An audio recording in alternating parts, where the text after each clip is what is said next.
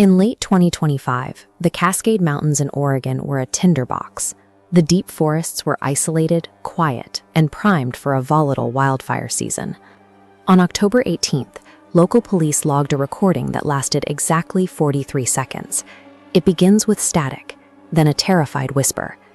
"If you're hearing this, don't answer Channel 9. 3 seconds later, it ends with a scream. Investigators traced the signal to a specific hardware transmitter, but that radio didn't exist. It had been destroyed in a massive forest fire 20 years earlier. Following a string of these anomalous emergency signals, officials dispatched a volunteer firefighter named Ethan Brooks to find the source.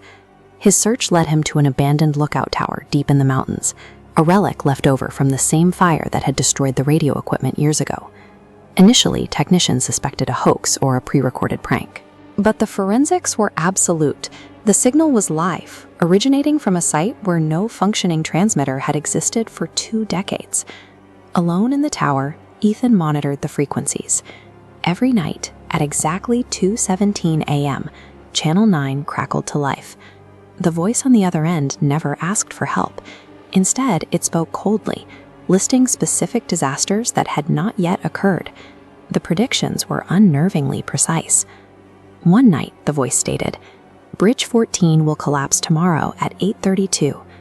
The next morning, at exactly 8:32 a.m., the structural supports on Bridge 14 failed, sending the entire span into the river. Government investigators moved in.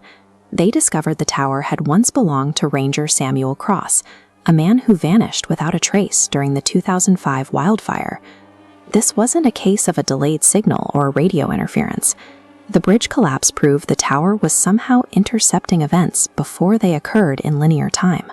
Ethan began searching the charred interior of the observation deck for anything the investigators might have missed. Under a loose floorboard, he found a hidden cache of dozens of vintage analog cassette tapes.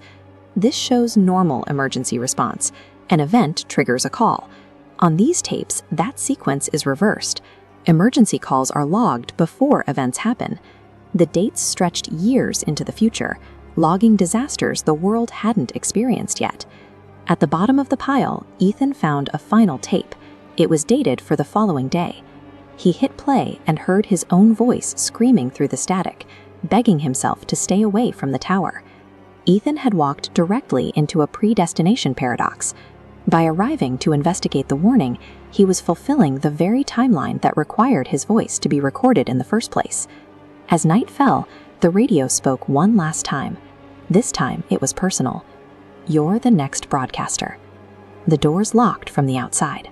Thick black smoke began pouring into the room, despite there being no fire on the mountainside. Ethan smashed the window and ran for the stairs. But as he sprinted down, the geometry of the tower warped. He found himself running endlessly upward, never reaching the ground. Trapped in the smoke and realizing there was no exit, he grabbed his radio to broadcast a final message. "If you're hearing this, don't answer Channel 9. This animation illustrates the final loop. That terrified recording the police found in Act 1 wasn't from 2005.